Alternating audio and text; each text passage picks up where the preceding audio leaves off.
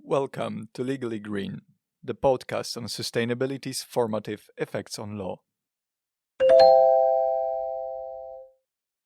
Hello, hi, welcome again to Legally Green, where we explore the environmental issues shaping the law of the future in the world of climate change. I'm Zuza, and I am today, as always, with Hannah. Hello, everyone. And with Rob. Yes, hello, everyone. You've heard us not a long while ago when we discussed criminal environmental law and talked about how effective or ineffective it is and what are the newest developments. And today you're joining us for another episode, an episode that will bring you back in time a little bit to our discussions about sustainable finance. Hannah, could you tell us a little bit what we're going to do today? Yes, today we will talk about sustainable digital finance. Our main task is to respond to the questions: how can fintech contribute to sustainable development? What risks does it create for sustainability efforts? As well as what role does regulation play in all this? According to the European Commission, the digital transition appears to be key for mobilizing and directing finance in support of the Green Deal. It is widely recognized that the financial sector can play a role in the transition to a low-carbon economy, and it can contribute by different means, such as providing capital, channeling resources, or simply promoting green finance. Fintech may effectively boost the development of green finance, and this includes different financial innovations, such as crowdfunding platforms, robo-advisors, blockchain, mobile payment platforms. Think of Alipay's Forest campaign. The many possible green activities that fintech companies can engage in include not only promoting green finance for green credit or green investment, but also improving carbon emission trade, encouraging clients to participate in green finance projects, or simply promoting environmentally friendly consumption. Okay, well, that's quite a lot of things, and I got to say that even though I would love to be, I'm not an expert in finance at all. So, could you explain what fintech is at its core, basically? Of course. Let's start from the official definition. The Financial Stability Board defines fintech as technologically enabled financial innovation that could result in new business models, applications, processes, or products with an associated material effect on financial markets and institutions, and the provision of financial services. In other simpler words, fintech is any software or technology that seeks to automate traditional finance and make financial services and processes easier, faster, and more secure. Mm-hmm. And what opportunities does fintech, in such a definition, create for these sustainable development goals as we know them? Well, there's a lot. Digital finance has the potential to transform finance by providing a firstly more accessible, secondly more transparent, and thirdly more efficient financial system.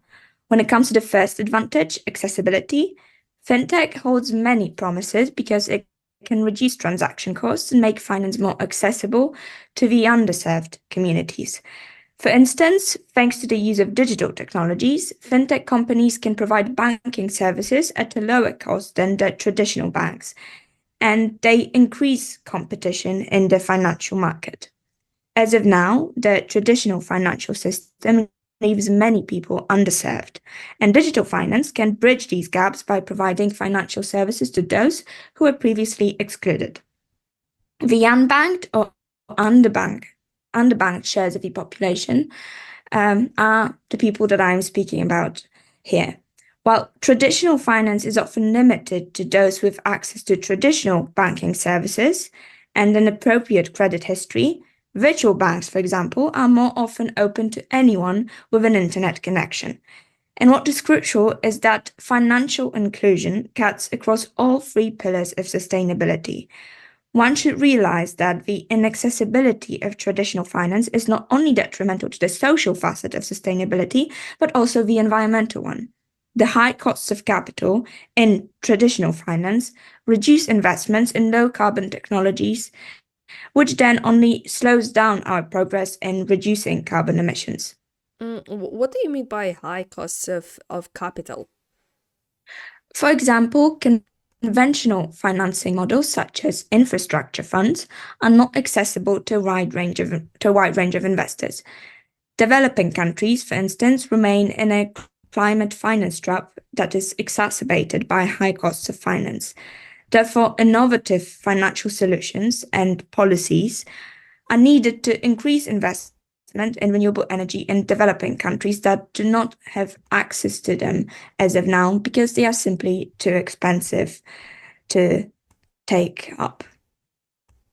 So, could you give some examples, maybe, of this innovative, right, green fintech?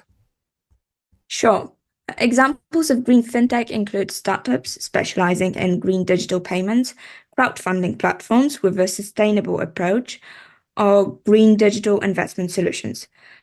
For those new to the term crowdfunding, it is simply a financing mechanism in which entrepreneurs, small businesses, or projects gather the necessary funds from a very large number of contributors through a crowdfunding platform.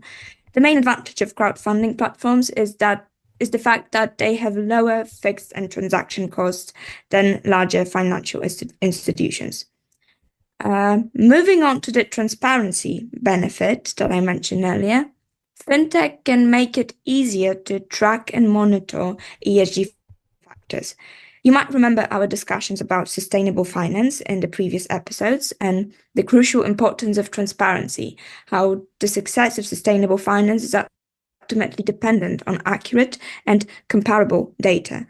Also here, fintech has a great strategic advantage, as technologies such as blockchain and big data analytics can help increase transparency and reliability of information and thus increase the trust of potential investors. To give an example, investing in green bonds usually requires many layers of bureaucracy. Generating and then verifying the ESG-related data sometimes takes months. In contrast, fintech can offer much more transparency by leveraging blockchain technology to quickly track the data and the success or failure to meet the ESG metrics by a specific enterprise. One example would be the carbon footprint tracking. Blockchain makes traceability possible as it can collect accurate and complete records about carbon dioxide emissions and makes this information publicly accessible, thus improving the accountability of companies claiming to be environmentally friendly. Blockchain technology has already been used for the tracking of renewable energy sources, such as hydro plants, and for instant verifications of the amount of renewable power that they generate. What is crucial is that blockchain can also make manipulative business practices more difficult because the cryptographic nature of the data ensures that it cannot be falsified or manipulated. By providing reliable and unchangeable records of transactions and making it easier to trace and verify sustainability-related activities, the feature of immutability ensures transparency, and this is then further reinforced by smart contracts, which eliminate the need for intermediaries and reduce the possibilities of fraud or manipulation. Finally, the tokenization of assets can enhance transparency by providing a clear and traceable representation of assets. It makes it easier to monitor the movement of the assets and their use in sustainable projects. Last but not least, there is one more efficiency gain. I have already mentioned how fintech lowers transaction costs, and this is not limited to lending and monitoring. Satellite and machine learning data are also increasingly being used to analyze environmental risks and help companies assess and visualize their own exposure to climate risks. Okay, but one thing needs clarification. Well, for me, but also maybe for some of our listeners. because you have mentioned the notion of blockchain several times, and it seems to me that it's crucial in this discussion. And even though I have tried to understand blockchain on various occasions, I still think it could be quite beneficial to maybe explain what exactly blockchain is. Yes, it is a very important term indeed. Blockchain plays an increasingly important role in green finance. Blockchain records and stores transactions across a peer-to-peer network. Transactions are verified by each node of the network and compiled in a block. Then they are added to the existing block of blockchain, in a permanent way, certified by a cryptographic signature. Thank you for that explanation. I think that's the simplest one I've ever heard in my life. So good job. What I understand from blockchain is that it's quite important for the verification of different parts of who edit what and how, etc., etc. And I would kind of in the terms of social media, I would up the smart contracts parts if someone is more interested in the law and technology rather than law and environment. Smart contracts are absolutely awesome. But coming back to digital finance before I go on a different journey, does digital finance create any risks for the sustainable development goals? Some bad sides of this idea? Yes, it does. Digital finance continues to raise some concerns. First of all, I cannot fail to mention the apprehensions surrounding the environmental footprint of blockchain technology. Blockchain networks use a consensus mechanisms to validate transactions and secure the network. The most popular consensus mechanism is the proof of work, which is a technique used by cryptocurrencies to verify the accuracy of new transactions that are added to the blockchain. The system requires miners to compete to solve complex mathematical puzzles to add new blocks to the blockchain. And this process is very energy intensive.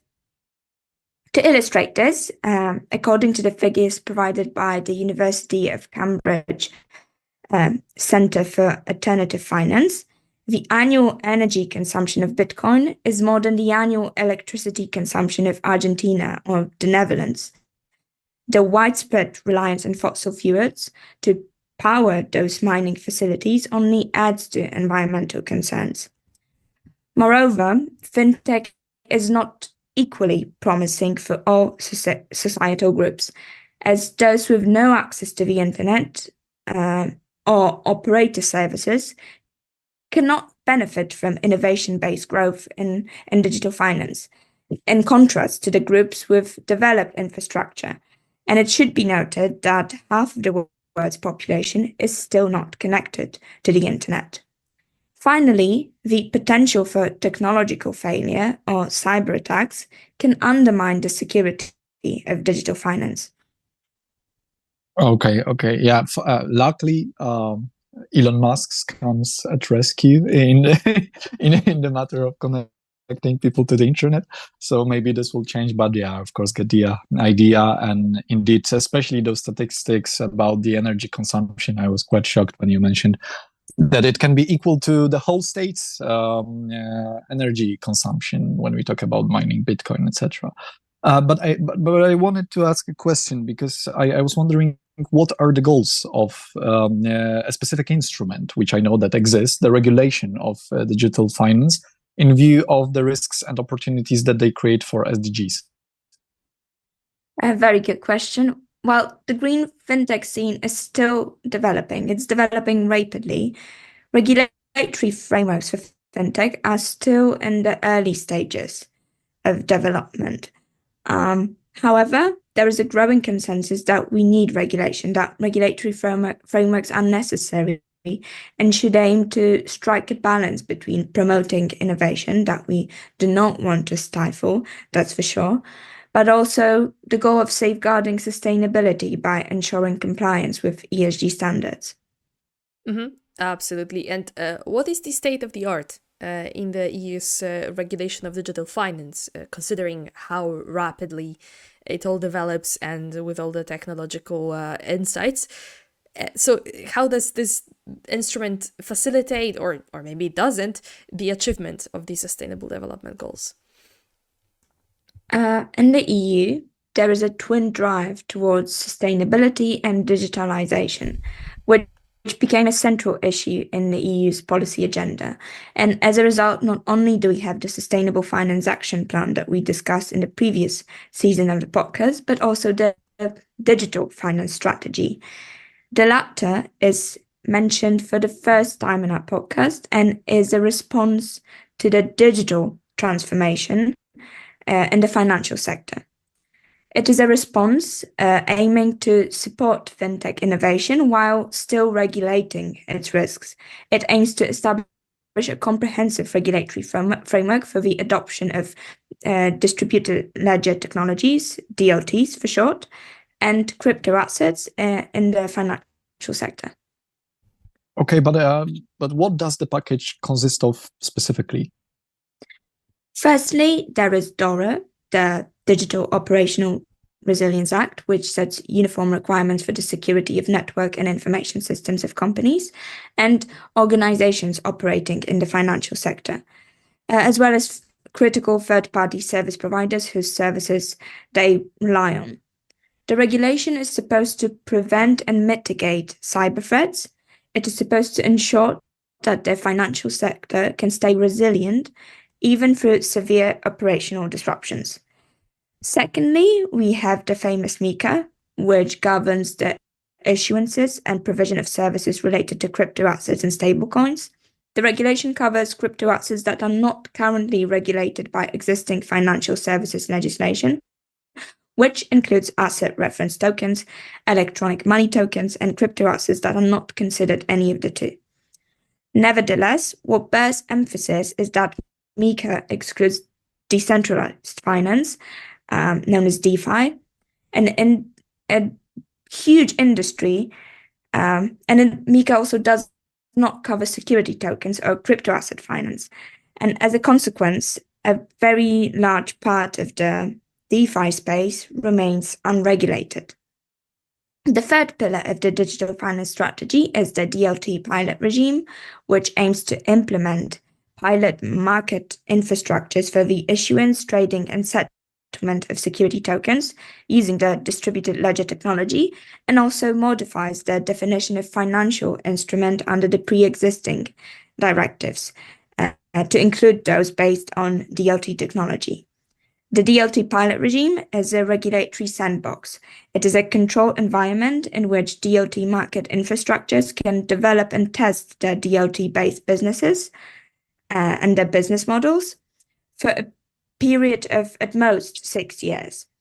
Interested market participants need to apply for specific licenses under the DLT pilot regime, and subject to this license and its conditions, they may be released from certain obligations in the existing EU market infrastructure regulation, while still being required to comply with other requirements under the DLT pilot regime to mitigate any resulting risks.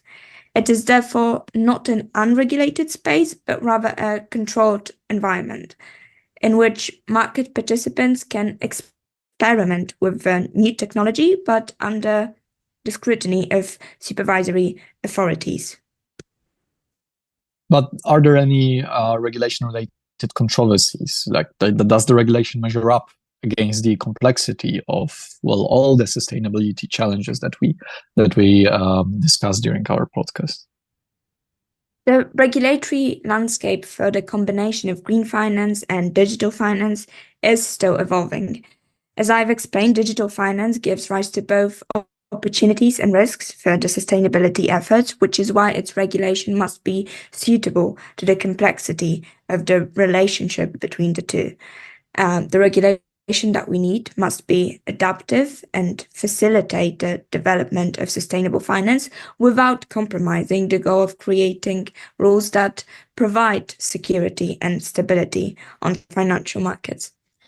I have mentioned great benefits of digital finance, ranging from financial inclusion, reduced financing costs, and increased efficiency of the financial sector at large, or even improved monitoring of ESG performance.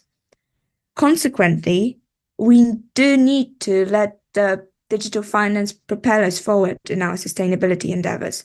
But at the same time, we need to make sure that fintech itself is green. And for instance, to address the environmental concerns associated with blockchain, more energy efficient consensus mechanisms could be promoted. The proof of stake mechanisms, for example, are considered more energy efficient than the proof of work mechanism, but they still account to a lot of resistance from the crypto industry, which often claims that that it is less secure than the proof of work mechanism. As another possible solution, miners could be incentivized to reduce the negative environmental impact by switching to renewable energy sources. Furthermore, we must not forget about the non-environmental concerns, those relating to the more socio-economic development goals. In this regard, regulators must ensure that fintech does not threaten financial stability, investor protection, and market integrity, which is why, at least in my opinion, bringing DeFi within the regulatory parameter with the DLT pilot regime is especially welcome, would be especially welcome. Yeah, that does make sense in the framework that you've just described. And do you know what the future of decentralized finance regulation will look like? The future of decentralized finance is most difficult to predict, but when it comes to digital finance, DORA comes into effect on 17th of January 2025, whereas MiCA entered into force already in June of 2023. The DLT pilot regime became effective in March of 2023, and by March of 2026, the European Securities and Markets Authority will report on the success of those regimes and recommend next steps. If the European Securities Markets Authority and the European Commission consider that the DLT pilot regime is successful, its provisions might be made permanent by amending the general regulatory framework. All right. Yeah. Well, it was quite informative. I need to say, still quite complex. I would say. I'm not going to lie. Many of the terms are terms I have heard about for the first time in my life. But it's quite interesting how aspects such capital transition and then finance in general can have an impact on those SDGs that we mentioned, and how important it can be actually for the future of the sustainability sustainable law frameworks. So thanks for those insights. As it was a really informative and extremely indeed important discussion. So yeah, but I think that I would say that I think that concludes also this episode to an extent. And I just wanted to ask whether maybe you have any closing words that could supplement this. I would just use this as an opportunity to remind everyone that the estimates show that between 5 and 7 trillion per year is needed to meet the sustainable development goals and transition to green energy infrastructure. And as a result, we might need digital finance to be ever able to mobilize all this capital. Yeah, it would be quite funny if achieving sustainable development goals would not be possible through actually sustainable finance mechanisms. So yeah, that actually makes quite a lot of sense indeed. Yeah. Yes, and I, on the other hand, would use this as an opportunity to firstly thank you, Hannah, for bringing such a complex topic and very technical topic into words that are accessible and very well explained. I am terrible at technology, terrible at blockchain. I do not understand these terms ever, but now I think I do get why sustainable finance and why digital finance, how they're connected and how they can actually bring us closer in the world that we live in to some kind of strategy to tackle the difficulties that we have. And on the other hand, I would like to thank you guys for having that journey of 2 years of our podcast And thank you to all listeners for being with us, because this is the last episode of the second season. And quite likely there will be a break, temporary or permanent, for now, since our alma mater is saying goodbye to us. So we're leaving Maastricht University. So thank you for being with us for all the 5 episodes. Yeah, thank you. But I wouldn't like to say that it will not be renewed, because indeed alma mater bachelor journey has ended, but that's not the end of our legal journeys. And I hope that in future we'll be able to maybe even give more elaborate and more expert like maybe information to you about the developments of the legal frameworks that we are discussing here. So thank you. It was a pleasure, and I hope this will not be the definite end of our cooperation. Same on my side. Thank you everyone for listening. Yeah, so stay tuned, and then see you soon maybe, or hear you soon. Bye. Bye. Bye.